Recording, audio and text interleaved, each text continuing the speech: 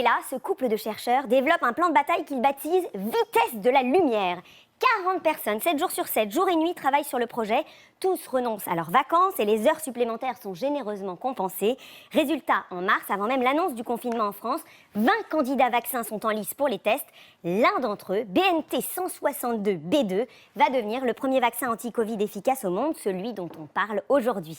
Et dans cette course contre la montre, le couple n'a cessé d'anticiper, envisageant déjà la fabrication du potentiel vaccin. En février, ils se sont donc alliés à Pfizer pour aller plus vite dans la production. Aujourd'hui, Forbes affirme que le couple est devenu potentiellement milliardaire, mais Uğur Şahin et Özlem Türeci ont le triomphe modeste. Ils n'ont pas réagi depuis l'annonce triomphante d'hier, mais on sait qu'ils ont quand même promis au PDG de Pfizer, Albert Bourla, d'origine grecque, que si le vaccin arrivait à être commercialisé dans les délais impartis, alors ils célébreraient cela à coups de raki, cet alcool anisé qui est très populaire dans leurs 2 pays d'origine. À votre santé, Jennifer. Merci beaucoup. Moi, je trouve que c'est une histoire extraordinaire. On ne va pas y passer des heures, mais c'est à raconter à tous les futurs chercheurs. Ça peut susciter des vocations. Mais si les Français nous disent, attendez, non, on ne veut pas se faire vacciner, c'est un vrai souci. Non, mais là, il faut être quand même assez clair. C'est-à-dire que les vaccins obligatoires en France, moi, je ne peux plus supporter les gens qui disent que ça ne marche pas, que c'est dangereux. Je ne supporte pas. Parce que je trouve que c'est une des plus grandes avancées de l'histoire de la médecine. Donc, je veux dire, et d'ailleurs, Mme Buzyn, dont on dit beaucoup du mal, d'ailleurs, mais là, elle avait été extrêmement courageuse de le faire. Elle n'avait pas eu peur de le dire. 11 vaccins obligatoires pour les enfants. Non, mais il ne faut pas exagérer, quoi. Enfin, le vaccin, c'est très important. Est-ce que le vaccin marche? Parce que c'est la condition d'un vaccin. Est-ce que le vaccin marche ou qu'il ne marche pas? Il marche. Je veux dire, ça, c'est la première réponse. C'est-à-dire qu'il y a la baisse du risque, elle est très très importante. Il marche à 90%. C'est au-delà de tout ce qu'on peut imaginer. C'est un très très bon vaccin. Donc, et on a attendu la fin des études pour donner ces résultats. C'est-à-dire que statistiquement, on sait que ce vaccin fonctionne. Après, la question, c'est la durée de l'immunité qu'il procure. Mais la durée de l'immunité qu'il procure, c'est plus lié finalement au virus, particulièrement qu'au vaccin. Donc, c'est-à-dire qu'on a des raisons de penser que l'immunité sera suffisante pour sortir de la situation dans laquelle on est. C'est ça qu'on dit. Mais c'est plus lié finalement à ce qu'on sait sur l'immunité du virus plutôt qu'au vaccin. Et puis ensuite, si vous avez un vaccin qui sort dans une phase 3 à 90%, qui a bloqué le monde dans sa totalité, si vous ne mettez pas en capacité de le développer à la large échelle, voilà, dans ce cas-là, je suis désolé, mais vous n'avez rien compris, quoi. Mais est-ce qu'il faut que ce vaccin, si on le trouve un jour, soit obligatoire? C'est simple, basique. Non, alors, d'abord, évidemment, si un vaccin est à 100% ou 95%, donc on se fait vacciner. Tout le monde a intérêt. De toute façon, c'est obligatoire, tout le monde le fera. Ils le feront. Je veux le rendre obligatoire. Écoutez d'abord, médecin ou généticien. Qu'un vaccin émergent soit déclaré obligatoire, ça entraînerait un mouvement d'opposition qui serait pire que ce à quoi on parviendra par une bonne persuasion. Moi, je suis absolument contre qu'il ce soit obligatoire. S'il devient obligatoire et qu'on fait une vaccination de masse, on va accuser le vaccin de tous les maux qui vont apparaître après la vaccination. Donc, il faut laisser les gens décider s'ils ont envie d'être vaccinés. Vous voulez avoir le sentiment de Laurent Alexandre. Bonsoir Laurent Alexandre, merci d'être avec nous. Vous êtes chirurgien, urologue, vous êtes aussi entrepreneur, essayiste, et puis vous aimez bien essayer d'imaginer l'avenir. Alors je voulais vous demander si vous pensez que hier, avec cette annonce, on entrait dans une nouvelle phase plus souriante de la lutte contre l'épidémie. Je veux dire, ça va être très important parce que la question que vous posez, le côté obligatoire, mais c'est surtout le côté universel qui est important. Oui, c'est ça. Est-ce qu'on va être capable de donner ça à tous les êtres humains? À l'humanité. Oui, enfin, on a un peu d'espoir. On a 3 façons de lutter contre le virus. Les antiviraux, mais on sait que les antiviraux ne marchent pas. Le remdesivir, l'interféron, l'hydroxychloroquine, aucune molécule antivirale ne marche. On a l'amélioration de la réanimation. Et on a fait d'énormes progrès puisqu'aujourd'hui, on a diminué de 50% la mortalité quand quelqu'un a un coronavirus. Donc, on a fait d'énormes progrès en réanimation. Et puis, on a le vaccin. Alors, le vaccin, les données de Pfizer sont très encourageantes, mais elles sont préliminaires. Et pour l'instant, on n'a pas la puissance statistique pour trancher définitivement. Il va falloir attendre quelques semaines pour être certain que les résultats qui ont été annoncés hier par le président de Pfizer se confirment parce que nous n'avons pas suffisamment de puissance statistique. Donc, si ces résultats se confirment dans quelques semaines, on va avoir des virus entre février et septembre qui vont arriver en quantité croissante. Pfizer espère produire 1,3 milliard de doses en 2021. Donc, on a le temps de réfléchir aux populations cibles parce que de toute façon, nous n'aurons pas le vaccin demain matin. Et on parlait tout à l'heure beaucoup de l'Afrique, mais il ne faut pas oublier que le Covid, ce n'est pas un problème important pour l'Afrique, car la population est tellement jeune qu'il y a très peu de morts. L'âge médian au Niger en 2020, c'est 15 ans.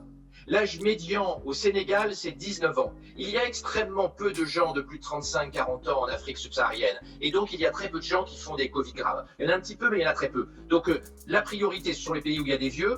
Le Japon, l'Europe, un petit peu la Chine, les États-Unis. Les pays où il y a des obèses, des diabétiques, des patients fragiles, ça c'est surtout les États-Unis qui est l'épicentre mondial de l'obésité, du surpoids et du diabète de type 2. Donc on va cibler progressivement les populations qu'il faut traiter au fur et à mesure qu'on a du vaccin.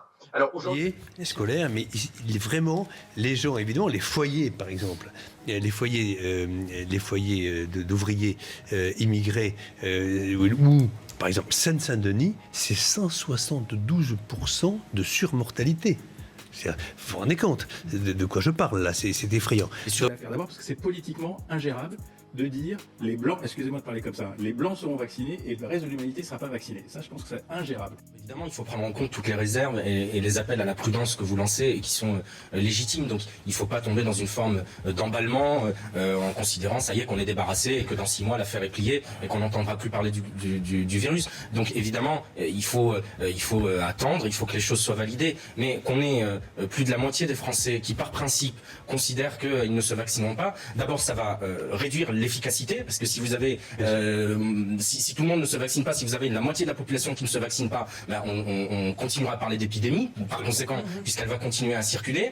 Et puis ce discours de défiance à l'égard de la science, qui serait par principe l'arbre qui cacherait je ne sais quel complot dirigé par de grands groupes financiers dont le premier intérêt serait... Vous croyez que l'intérêt des gouvernants, de ceux qui sont à la tête du pays aujourd'hui, c'est pas que cette affaire s'arrête et qu'on passe à autre chose? Vous croyez que le ministre de la Santé, il n'aimerait pas finir par se lever un petit matin en se disant que j'ai pas les chiffres du nombre de réanimations dans mon téléphone et le nombre de nouveaux... Tout le monde a intérêt à ce que ça s'arrête. Et donc, cette défiance, pardon, il faut le dire, elle a été entretenue. Elle a été entretenue par des responsables politiques, Madame Rivasi, qui est députée européenne, par exemple. Elle a été entretenue, y compris par des médecins eux-mêmes. Donc, il faut revenir à la raison. Moi, je fais toute confiance à la science, aux autorités sanitaires. Ce vaccin ne sera pas mis à disposition demain sans validation. Il y a plein de validations de gens très compétents qui vont regarder les choses. Et vraiment, l'intérêt du gouvernement, c'est pas qu'il y ait des problèmes, c'est que les choses rentrent dans l'ordre. Monsieur, bizarre, c'est que Pfizer, c'est quand même très sérieux. Je veux dire, c'est pas Moderna. Donc dire que Pfizer fait des communiqués avec des données bidons, je pense que c'est pas sérieux, parce que Pfizer, c'est vraiment une institution. Et alors, il n'a pas dit que c'était bidon, il a dit que ça n'est qu'un communiqué de presse. Mais pour ce que vous voulez dire, Marc, si je comprends bien, c'est que ça pourrait leur revenir dans la figure et ruiner définitivement leur réputation. Je ne crois pas qu'ils emphasent des résultats qui ne sont pas là. Je pense que les résultats sont vraiment là, qu'ils sont vraiment très bons, que ce n'est pas qu'un coup de bourse. Voilà, ils ont découvert un jour avant de faire le communiqué les résultats avec le board. Même le PDG, il était au courant quelques heures avant que ça sorte, parce que ça se passe comme ça aux États-Unis. Donc ce sont des résultats qui sont réels. Ils ont leurs résultats de phase 3, ils les communiquent. Et donc, il faut rappeler qu'apparemment, il y a un comité indépendant dans les labos qui est chargé, dans ces cas-là, de se prononcer, qui avait déjà dit auparavant c'est trop tôt, et qui là a donné son feu vert, et un comité totalement indépendant de Pfizer, visiblement. Nous sommes le pays au monde, Laurence Ferrari, où il y a le moins de mamans au monde qui font vacciner leurs enfants contre l'hépatite B. Vous verrez que, et on commente d'ailleurs, on aura le plus haut taux d'incidence de maladies hépatiques parce que, par rapport aux Italiens, par rapport aux Britanniques, par rapport aux Espagnols. À cause de cette mauvaise information. Mais beaucoup moins vaccinés parce que, vous le savez mieux que moi. Oui, tout à fait. Ça perdure, cette croyance perdure. Ceux qui sont sur le terrain, ils le savent mieux que moi. Oui, on le sait. Toutes les mamans disent, vous êtes sûr parce que j'ai entendu que, etc. Mais c'est catastrophique. C'est ce qui se passe pour la grippe, c'est ce que je disais, c'est-à-dire que la grippe est un virus qui est assez instable, et donc en fait, le vaccin que vous faites à une saison n'est plus efficace sur la souche qui arrive la saison d'après. Pour l'instant, tous les virologues qui ont étudié le génome de ce virus vous disent que c'est un virus qui est relativement stable. Ça ne veut pas dire qu'il n'y a pas des petites mutations sur son génome, mais ça veut dire que les mutations ne sont pas suffisantes pour que la structure du virus change et que l'immunité ne soit plus efficace. Le vaccin, il est dirigé, la plupart des vaccins sont dirigés sur une petite partie de la protéine avec laquelle le virus va rentrer dans la cellule, et visiblement cette partie-là est relativement stable, ce qui nous laisse espérer que l'immunité durera et que ça se passera plutôt bien. Ça ne veut pas dire que le virus ne mute jamais. Vous vous souvenez avec le vaccin du H1N1 de la grippe A, il y a eu toutes des théories complotistes où c'était pour le nouvel ordre mondial, ceux qui allaient se faire vacciner. Oui, moi on m'avait dit que j'étais payé par les laboratoires, je me souviens. Non mais ça allait plus loin, c'était complotiste dans le sens où il allait y avoir un nouvel ordre mondial et que ceux qui allaient être vaccinés allaient être éliminés sur ces vaccins. On a les États-Unis d'abord qui ont précommandé 600 millions de doses. L'Union européenne, 300 millions de doses, ça a été confirmé hier. Vous avez le Japon, 120 millions de doses. Le Royaume-Uni, 30 millions de doses précommandées. Au Canada, c'est 20 millions de doses qui ont été précommandées à Pfizer. Le Pérou a précommandé aussi, lui, 10 millions de doses. 3 millions de doses, ça c'est pour le Costa Rica, petit état de l'Amérique centrale. Et puis la Nouvelle-Zélande a aussi passé précommande de 1,5 million de doses. Si on fait l'addition de toutes ces précommandes, il y a donc, pour l'instant, 1,84 milliard 500 000 doses précommandées de ce vaccin. Vous ramenez ça sur le 1,350 milliard de doses qui sont à disposition en 2021. Vous avez donc 80% de la production qui nous est annoncée, qui en théorie est déjà attribuée. Voilà, ça c'est aussi notre étude à faire en France qui va débuter, puisqu'il y a, je crois, 30 000 personnes qui sont inscrites sur la plateforme pour tester un vaccin. Donc, vous êtes inscrite, et moi, je suis inscrite et ça fait 1 mois que j'attends, mais je suis sûre qu'ils vont finir par m'appeler. Je ne sais pas si je serai dans le placebo. Ce serait bien quand même d'accélérer parce qu'il y a quand même encore des malades. Non, mais il y a des gens qui s'inquiètent quand même. Non, mais il y a 1 ou 2 centres qui a été ouvert. Que la science prenne son temps, j'en conviens.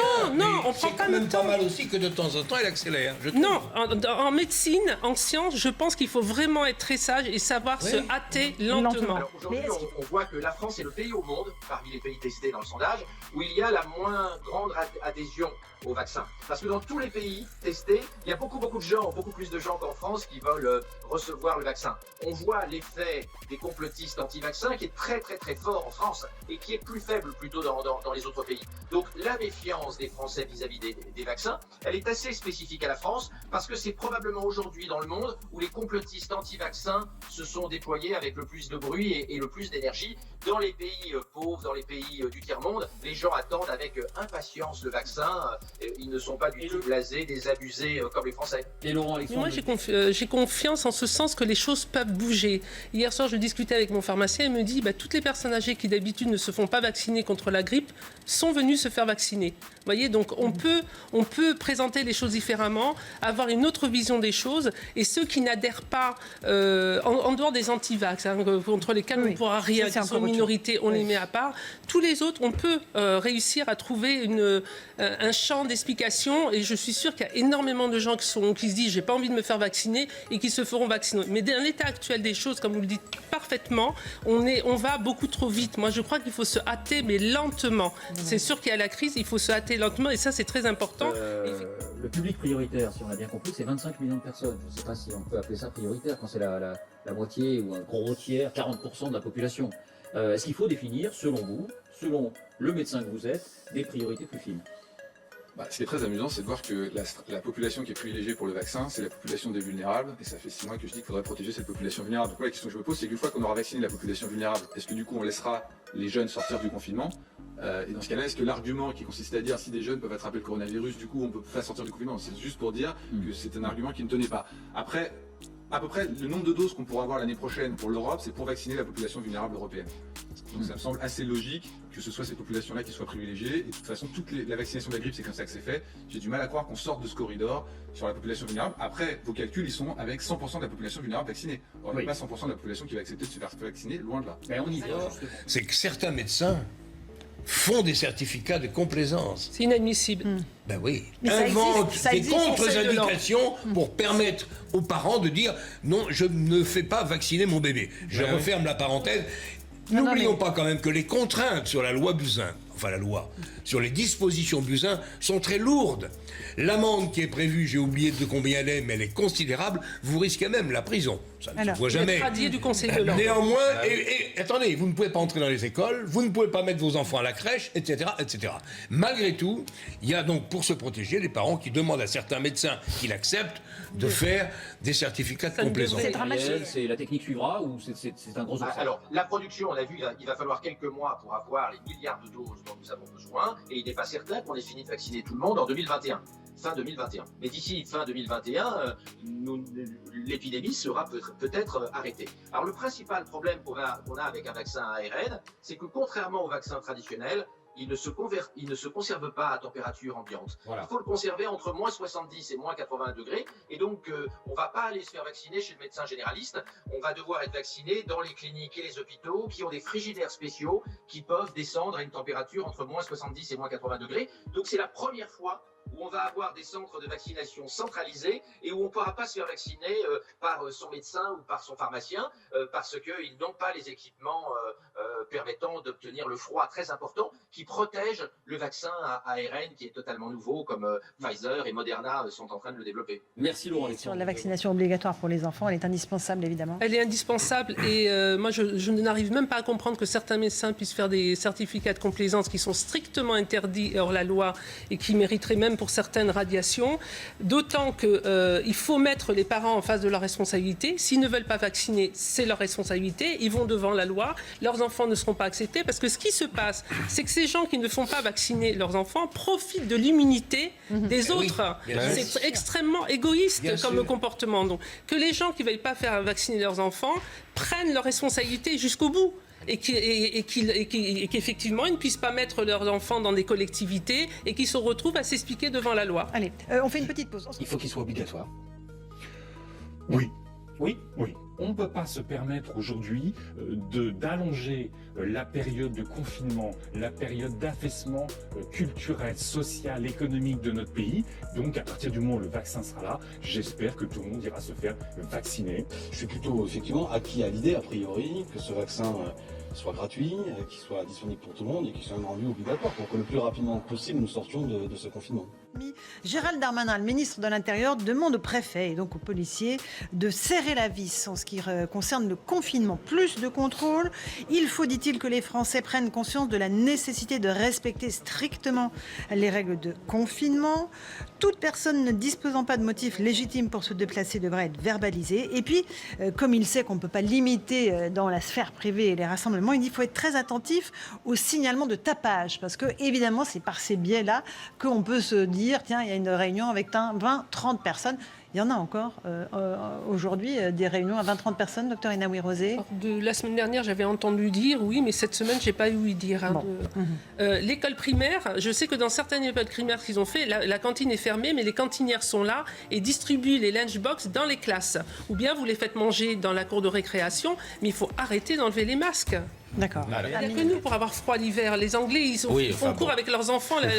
Non, mais ils ont les fenêtres et les portes ouvertes et ils sont avec leur menton. C'est toujours nous qui avons froid. On a toujours froid. Non, mais il y a une solution qui a été trouvée.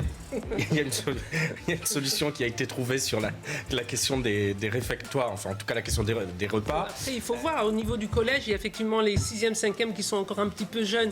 Donc moi, je vois dans le collège où est ma fille, qui est un collège privé, ils ont privilégié, notamment quand il y a eu la rentrée. Moi, je lance un appel à M. Blanquer pour qu'il prenne vraiment en considération cette problématique de contamination pendant les repas. C'est vraiment important. Qu'est-ce qu'on peut espérer pour le 24 décembre au soir et même la messe, plus le lendemain, repas traditionnel du midi. On fait quoi une semaine avant. Alors, tous ceux qui veulent aller voir leurs parents ou grands-parents qui sont à risque et autres, dans les 10 jours qui précèdent, prennent zéro risque. Ou se font tester. Et se font tester. C'est-à-dire qu'ils prennent zéro risque. Vous n'allez pas prendre un pot avec un... Surtout si on est au moment si on a déconfiné mais qu'on a gardé un couvre-feu, ce qui sera probablement le cas. Parce absolument. On ne peut pas mettre un déconfinement sans couvre-feu derrière. Eh ben, dans les 10 jours qui précèdent, vous faites attention. Vous n'enlevez à aucun moment donné votre masque pour aller prendre, fumer ou manger avec quelqu'un. Vous ne prenez zéro risque. Vous mettez ça en tête.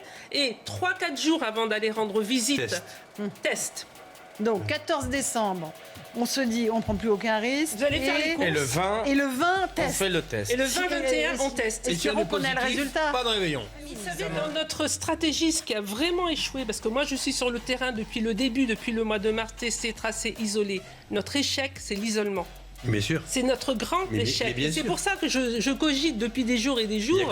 Et que j'ai même réalisé. Je me suis dit, j'ai fait des petites notes en me disant, à l'avenir, parce qu'il faut tirer des leçons, mais pour l'avenir, il va falloir qu'on s'organise sur le terrain avec des soignants, les travailleurs sociaux, les pompiers, les volontaires, tout ce qu'on veut, pour avoir des structures qui puissent réagir devant chaque. Et au sein de chaque mairie, parce que c'est la seule structure qui est neutre en termes de société.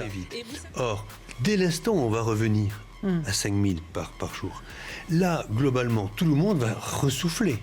Et c'est là, malheureusement, où sur le plan politique, il faut être très courageux. Il faut dire attention, non. C'est maintenant qu'il faut que je vais vous organiser des dépistages et des isolements des cas positifs. C'est pas facile à faire. Qu'est-ce qu'on fait ? Je pense que pour le président de la République, c'est très important de lui présenter de lui faire une proposition sur ça, et pas uniquement dire ah mais attendez ça va beaucoup mieux, il y a moins de réanimation, mais c'est pas le sujet qui est moins de réanimation. Qu'est-ce que vous attendez pour aller le voir? Non mais j'étais 2 fois déjà au ministère. Justement. Non mais je le dis là comme ça, c'est bien. Et ceux qui sont positifs, il faut les isoler. C'est très important par des méthodes avec l'État qui doit s'y mettre à fond, y compris soit. En fait, c'est très chez simple. eux. Il faut des brigades, il faut des gens. Il faut des brigades médicalisées, mais il faut ce qui avait été annoncé la première fois. Voilà, C'est ça qui est étrange. mais il faut le préparer maintenant. Ça fait combien de millions de personnes, cher docteur? Mais ça fait, allons-y, 40 000, 50 000 personnes. Vous les mettez où? Eh bien, vous réquisitionnez, je vais vous dire, vous réquisitionnez toutes les 3e, 4e, 5e, 6e années de médecine. Pareil pour les infirmières, les retraités médecins, on y va. Les retraités infirmières, on y va. Les retraités kinés, on y va. C'est ça qu'il faut faire, parce que sinon, c'est pas de diminuer, ou les médecins, ou les étudiants, parce que c'est pas le fait de diminuer la maladie qui compte, c'est de l'éradiquer. Et regardez ce qui se passe dans les pays asiatiques qui ont fait ça, eh bien, ils l'ont éradiqué. Ça marche. Ouais. Alors, parce que le président de la République, je suis persuadé qu'il veut, lui, qu'il y ait tout ça. Mais, au fond, ça n'embraye pas. Donc il faut préparer le confinement, le dépistage, les isolements des malades le plus vite possible, de manière, alors je ne vais pas dire militaire, de manière quasiment rigoureuse. On n'a pas besoin de militaire pour ça. De manière rigoureuse. Et c'est... Vous m'isolez. Vous me mettez où alors? À l'hôtel. Il y a l'hôtel 3 étoiles et 4 étoiles. Ils sont vides, les hôtels, là. Comment? Ils sont vides, les hôtels. Il n'y a pas beaucoup de touristes. Les hôtels sont vides, c'est ça. Et donc, je peux vous assurer qu'un bon petit déjeuner, un bon dîner, ça sera beaucoup moins cher pour Bruno Le Maire. Pour mettre les choses au point, parce qu'il faut vraiment rappeler que les gens qui sont négatifs, ça ne veut pas dire qu'ils sont négatifs. Et donc, on a discuté... Attendez, ils ne sont pas négatifs s'ils sont négatifs? Non. S'ils sont négatifs, ils ne sont pas obligatoirement négatifs. Ah ouais. La seule certitude pour le test antigénique qu'ils vous donnent, c'est quand il est positif. Donc là, ça permet d'aller vite. Mais quand il est négatif, c'est pas possible. Tous ceux qui ont été positifs... Mais vous êtes formidable. Mais non, il n'y a pas être formidable. Il faut juste être logique. Ça n'existe pas. Il n'existe pas le système pour faire ça. On est en train de discuter pour le mettre en place. Et il faut surtout convaincre les gens de le faire, c'est-à-dire nous, les soignants, etc., de l'utilité. Et je peux vous assurer que moi, j'en suis sûre que ça va être utile, parce que les gens... Ce que vous venez d'expliquer à M. Dacier, ils ne le font pas, même quand vous leur expliquez. Et moi, je les ai rappelés hier soir. Ils m'ont dit, eh ben non, on mange ensemble. Ah ben non, vous savez, c'est un peu compliqué. Attendez, les positifs, elle m'a dit, mais non, mais moi, je suis obligée de sortir parce que j'ai une personne âgée à aller voir. Mais une personne âgée à aller voir? Oui, vous n'imaginez pas. Mais vous n'imaginez pas. Vous n'imaginez pas. Donc, ça ne sert à rien d'imaginer qu'on a tout en place. Il y a tout à mettre en place. Non, pour l'instant, il n'y a rien en place. Mais je peux vous assurer qu'on peut le faire. Et vous savez, par exemple, pour le test antigénique, ils ne veulent pas le lancer de façon large et haute. Et je pense que c'est une erreur parce qu'il va falloir y aller, mais encadrant beaucoup mieux, sauf pour les gens du spectacle. Pourquoi? Parce que les gens du spectacle ne peuvent pas porter le masque pendant le tournage. Et donc, ils ont fait une exception pour eux. Et pour eux, on va faire les tests antigéniques régulièrement. Et il faut pousser. On est tout le temps en train de pousser. Et comme vous dites... Ou par test antigénique, et ensuite un isolement avec la prise... Alors là, carrément... Pour le coup, l'État doit changer sur ça. Il doit vraiment se mettre totalement en marche sur l'isolement des malades positifs. Ça, c'est très important. C'est un discours politique qu'il faut beaucoup plus faire que ce que l'on a fait. Pour décider un confinement, il faut beaucoup de courage. Enfin, au fond, c'est assez facile. Après. Mais l'isolement, c'est plus compliqué sur le plan logistique à mettre en place. Il faut le faire. Et je suis sûr que les Français sont tout à fait capables de comprendre qu'il ne faut pas contaminer l'autre. J'en suis persuadé. Moi, ça m'est arrivé plusieurs fois de voir des gens dire écoutez, je ne viendrai pas là ou je ne viendrai pas à telle réunion parce que j'ai été cas contact. Et je pense que ça existe, la responsabilisation des gens. C'est incroyable. Votre histoire raconte très bien c'est la vie des gens qui ont des biotech.